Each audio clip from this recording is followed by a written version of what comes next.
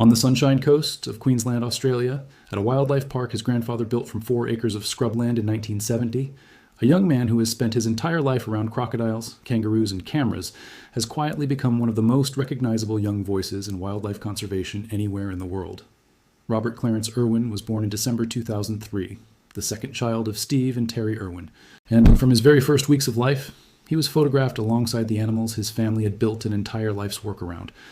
That image, an infant held gently near a feeding crocodile during a public demonstration at the family's zoo, made headlines around the world at the time and drew sharp criticism from some quarters. An early, very public introduction to a life that would continue to unfold largely in front of cameras from that point forward. To understand Robert's story at all requires understanding the institution he was born into, because his life has never really existed separately from Australia Zoo, the wildlife park that has served as both his childhood home and his professional foundation for the entirety of his life.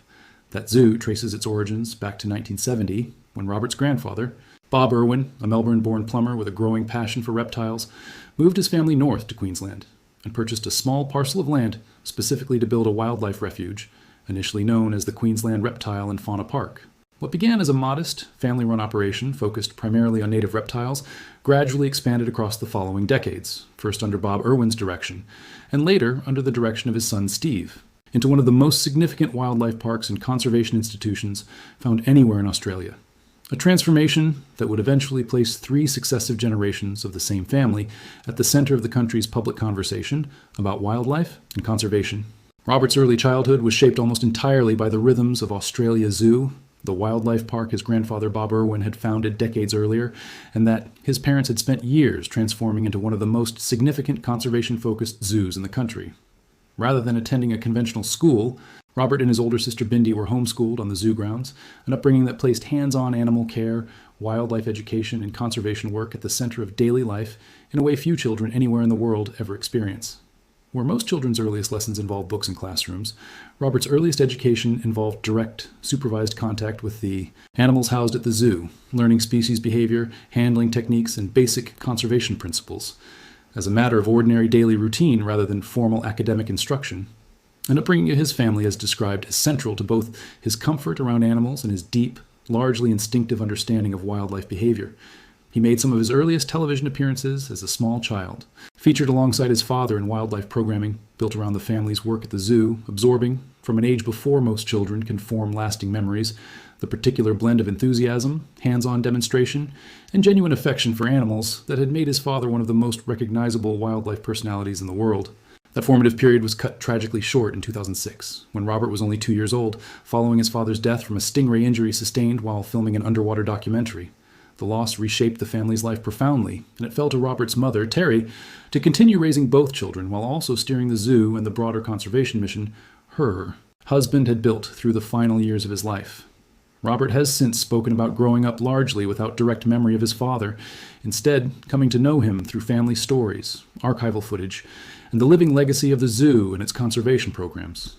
Inheritance he and his sister have each, in their own way, spent their adult lives carrying forward. Despite that loss, Robert's childhood remained deeply immersed in the practical day-to-day work of wildlife care and conservation. He continued making television appearances through his childhood and early teenage years, including recurring roles in family-oriented wildlife programming built around life at the zoo, and by his teenage years, he had already begun developing what would become one of the more distinctive threads of his adult career: wildlife photography. Robert has described photography as offering him a particular kind of connection to the natural world, a discipline that demands patience, careful observation, and a willingness to wait, often for hours at a stretch, for a single fleeting moment of animal behavior worth capturing. That patience paid off in a series of increasingly significant recognitions throughout his teenage years, including placing as a finalist and eventually a prize winner in major nature photography competitions, among them recognition from the prestigious Wildlife Photographer of the Year competition, where he won the People's Choice Award, as well as placements in Australian Geographic's Nature Photographer of the Year competition and other internationally recognized photography awards, including honors in the Winland Smith Rice International Photography Awards Youth category and commendations in dedicated bird photography competitions. Those early photography accolades reflected more than simple technical skill with a camera. They represented a specific, deliberate approach to wildlife imagery that Robert has continued to develop and refine into adulthood, one built around close, carefully composed portraits that aim to convey something of an individual animal's personality and behavior, rather than simply documenting its physical appearance from a distance. That photographic body of work has since expanded well beyond Australian native species to include animals encountered during his international conservation travels, and his photography has been exhibited and published across a range of platforms, contributing to a public portfolio that has established him as a legitimate wildlife photographer in his own right, independent of his family's broader television and conservation profile, while also serving as one of the more effective vehicles for the conservation messaging that runs through nearly all of his public-facing work.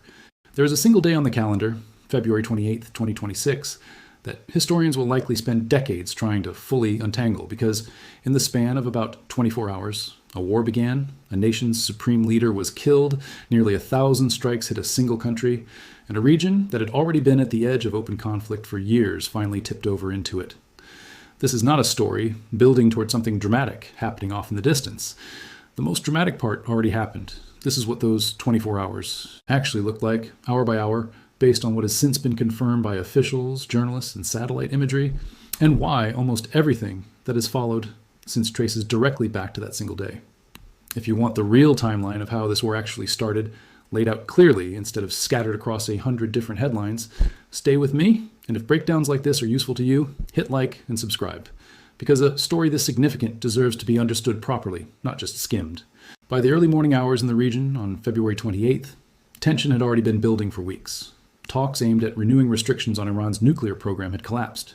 Israeli officials had been pressing Washington for authorization to strike Iran directly, not just to degrade its nuclear and missile programs, but to target the leadership structure of the Islamic Republic itself. According to reporting from that period, Iran had already begun quietly relocating its supreme leader, Ali Khamenei, to a more secure location outside Tehran, a sign that Iranian intelligence suspected something significant was coming, even if the exact timing caught much of the country off guard. The strikes began in the pre-dawn hours.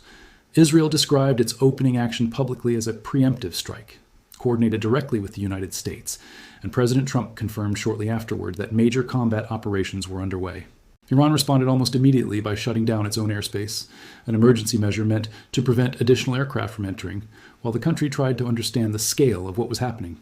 Within the opening hours, explosions were being reported across Tehran, with satellite imagery later confirming heavy damage at the compound associated with Khamenei himself. What followed over the next several hours was not a single strike or even a handful of them.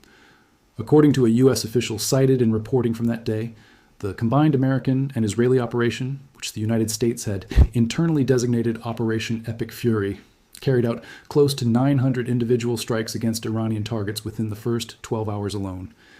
The Israeli military separately confirmed roughly 500 targets struck by its own forces. Whatever the exact combined total, the scale was staggering, an intensity of bombardment against a single country compressed into less than half a day that few modern conflicts have matched. Iran's own government-imposed internet shutdown across the country limited how much information could get out in real time, meaning even now, the full picture of that first day remains built from partial and delayed reporting rather than a complete real-time account. Among the strikes carried out that day was one of the most devastating, and from a purely military standpoint, hardest to justify. A missile struck a girls' elementary school located adjacent to a naval base near Manab, close to the port city of Bandar Abbas.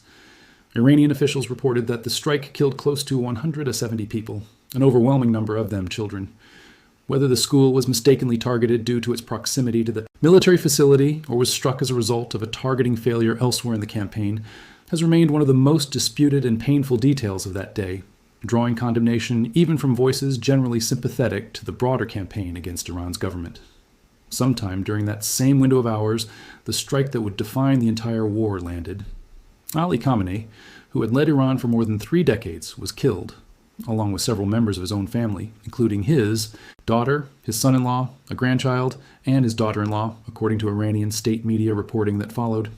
He was not alone among senior officials killed that day. Reporting in the days that followed indicated that as many as 22 senior Iranian leaders and commanders were eliminated as part of the opening operation, a figure that, if accurate, represents one of the most extensive decapitation strikes against a national leadership structure in modern military history. Confirmation of Khamenei's death did not come instantly. It moved through several channels over the following hours, first through unconfirmed intelligence sourcing, then through statements from Trump and Israeli Prime Minister Benjamin Netanyahu, and finally through Iranian state media itself early on March 1st, closing what had been, for much of that first day, a tense and uncertain gap between rumor and official confirmation. President Trump addressed the strikes publicly that day, describing the operation as heavy and pinpoint bombing that he said would continue through the week or as long as necessary, and framing the death of Khamenei as what he called the greatest chance for the Iranian people to reclaim control of their own country. The rhetoric made clear from the very first day that the stated American objective went well beyond degrading weapons programs. This was being presented openly as an attempt to fundamentally break the leadership structure of the Iranian state. Iran's response did not wait for the dust to settle. Iranian President Masoud Pezeshkian issued a statement carried on state media declaring that avenging the strikes and the killing of Khamenei specifically was what he called Iran's legitimate right and duty. He described the killing as being carried out by, in his words, the most wicked villains in the world, and characterized the entire operation as an open declaration of war against Muslims and Shiite Muslims, specifically everywhere in the world. Within hours, Iran began launching what would become one of the largest coordinated retaliatory barrages fired by any single country in decades, hundreds of ballistic missiles and thousands of drones aimed simultaneously at Israeli territory, at American military installations across the Gulf, and at Iranian oil infrastructure it feared could become future targets. Explosions and air raid sirens were reported within hours in Bahrain, where a missile strike hit near facilities connected to the American Fifth Fleet, sending smoke rising over the capital, Manama. By the close of that first 24-hour period, U.S. Central Command stated that Iran's initial retaliatory strikes had not yet produced American casualties, a detail that, at the time, offered a narrow measure of reassurance even as the broader picture remained deeply uncertain. Israel, meanwhile, confirmed it had carried out additional strikes described as hitting the heart of Tehran, even as Iran's own counterattacks were still being launched, meaning that by the end of day one, neither side had actually paused. The exchange of strikes was still actively accelerating rather than settling into any kind of rhythm. What made those first 24 hours so consequential was not just the sheer number of strikes or the immediate casualties, severe as both were. It was the fact that the fundamental character of the entire war was set within that single day and essentially never changed afterward. The pattern established in those first hours, overwhelming initial American and Israeli strikes aimed explicitly at leadership and infrastructure, followed by immediate, large-scale Iranian retaliation aimed at American and Allied targets across the region, repeated itself again and again over the following months, through the ceasefire in April, through its collapse, through the memorandum signed in June, and through its own collapse in early July.